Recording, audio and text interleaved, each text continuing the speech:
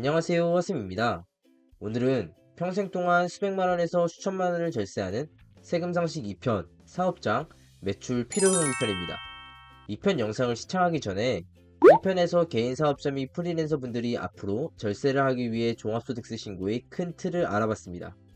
이 영상을 보시는 시청자분들 중 만약 세금 상식 시리즈 1편 종합소득세 흐름편을 아직 안 보셨다면 보고 오시면 더 좋습니다. 자, 그러면 매출, 수입, 필요경비와 관련하여 최대한 자세하고 쉽게 전달해 드리겠습니다. 우선 저번 시간에 종합소득 금액은 이렇게 합산이 된다 라고 알아봤었죠. 그 중에서 우리는 개인 사업자와 프리랜서 분들이 주로 해당하는 사업소득 금액에 대해 집중해서 알아볼 예정입니다.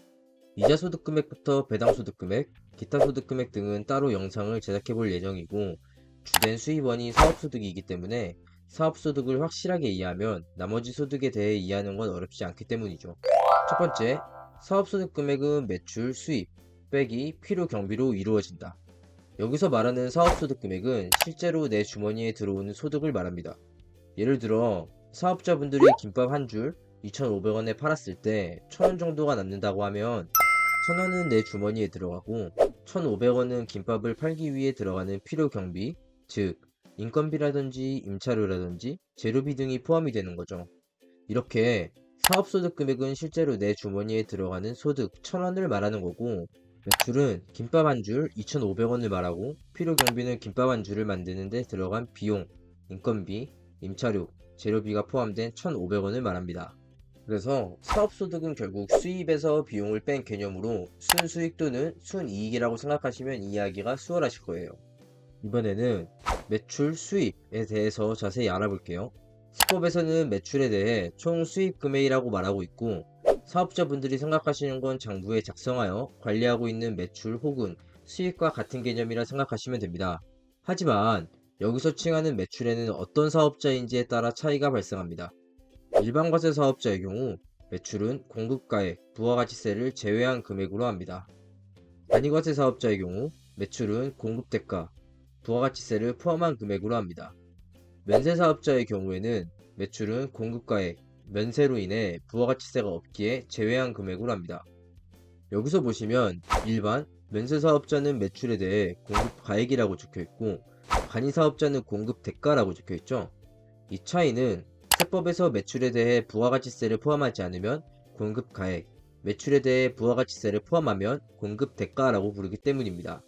그리고 프리랜서 분들의 경우에는 매출이 3.3% 원천 징수하기 전 금액을 매출로 합니다.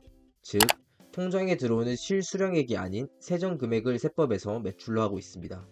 개인 사업자 프리랜서 분들이 일반적으로 생각하여 매출에 포함시키는 것들과 국세청에서 보는 매출에 포함시키는 것에는 차이가 있습니다. 일반적으로 매출에 포함시켜야 하는 항목입니다. 첫 번째, 금전적으로 지급받은 판매 장려금.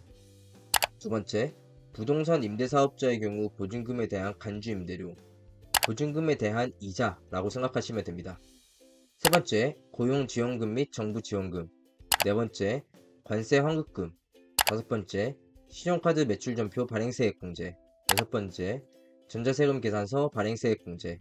일곱 번째, 부가가치세 전자신고 세액 공제 정도가 있습니다. 일반적으로 매출에서 제외시키는 항목입니다. 첫 번째, 이자 수익, 배당 수익. 이자 수익, 배당 수익은 타소득으로 과세되기 때문에 사업소득 매출에서 제외됩니다. 두 번째, 유형자산 처분이익. 사용 중이던 차량, 비품 등을 판매하실 경우 매출에서 제외됩니다.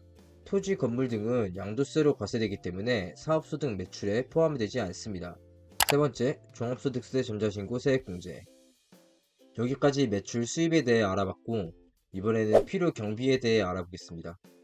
필요 경비는 앞에서 예시로 든 것처럼 김밥 한 줄 2,500원에 판매되기까지 그 안에 들어간 비용을 말합니다.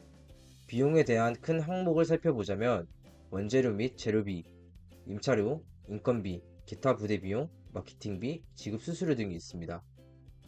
우리는 절세를 하기 위해서 비용이 포함되는 부분을 최대한 찾아내고 증빙 서류를 지금부터 챙기시는 습관을 가지는 것이 중요합니다. 오늘 영상에서 하이라이트는 지금 이 필요 경비에 대한 부분이죠. 사업자 프리랜서 분들의 매출과 관련된 비용을 인정받기 위해서는 국세청에서 증빙 서류를 보관하고 첨부하라고 합니다. 만약 필요 경비에 대한 증빙 서류를 정리하고 준비하지 않는다면 국세청에서 비용을 인정해 주지 않죠. 사업자와 프리랜서 분들이 열심히 일을 하여 매출을 발생시켰고, 매출을 발생시키기 위해 비용을 지불했지만, 만약 증빙 서류인 현금 영수증, 세금 계산서, 신용카드 매출 전표 등을 수취하고 보관하지 못한다면 비용으로 인정받지 못해 세금을 더 납부해야 하는 상황에 놓입니다. 왜 세금을 더 납부해야 하는지는 다들 아시죠? 종합소득세 신고해야 하는 금액이 사업소득 금액, 실제 내 주머니에 있는 돈인데, 매출, 수입에서 필요경비를 빼야 하는데 필요경비를 인정받지 못하니까 국세청에서 내 주머니에 있는 돈이 더 많다 라고 생각을 하는 거죠. 그렇기 때문에 세금을 더 납부하게 되시는 거예요. 그래서 사업자 및 프리랜서 분들이라면 비용이 지출될 때마다 기록하고 보관을 하셔야만 합니다. 보관은 5년 동안 하셔야 하는데, 이유는 신고와 관련하여 세무조사 등이 나오면 5년 동안 신고 내역과 그에 따른 증빙 서류들을 확인하기 때문입니다.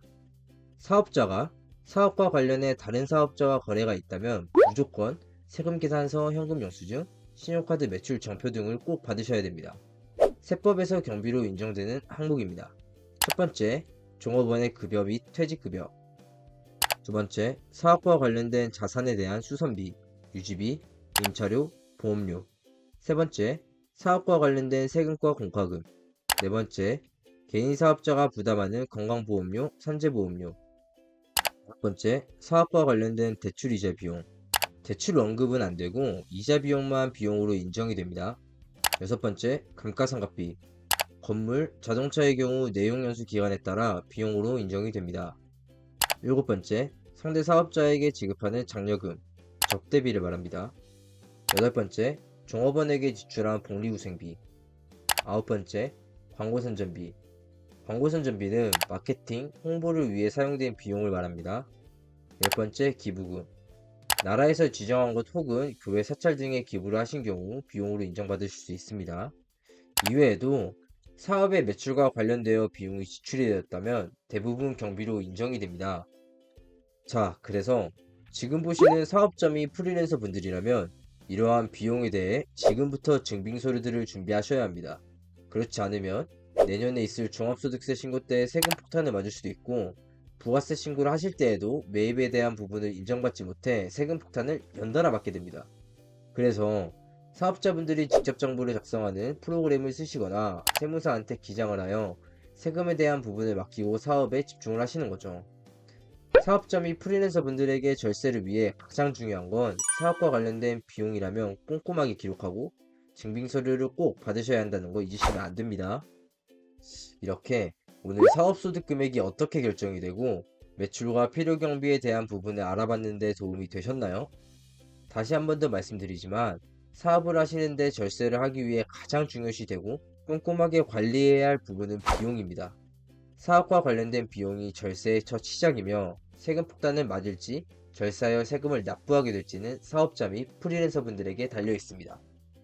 오늘 절세하셈 시리즈 2편 영상이 도움이 되셨다면 좋아요와 구독 한 번씩만 부탁드리겠습니다. 3편으로 찾아뵙겠습니다. 감사합니다.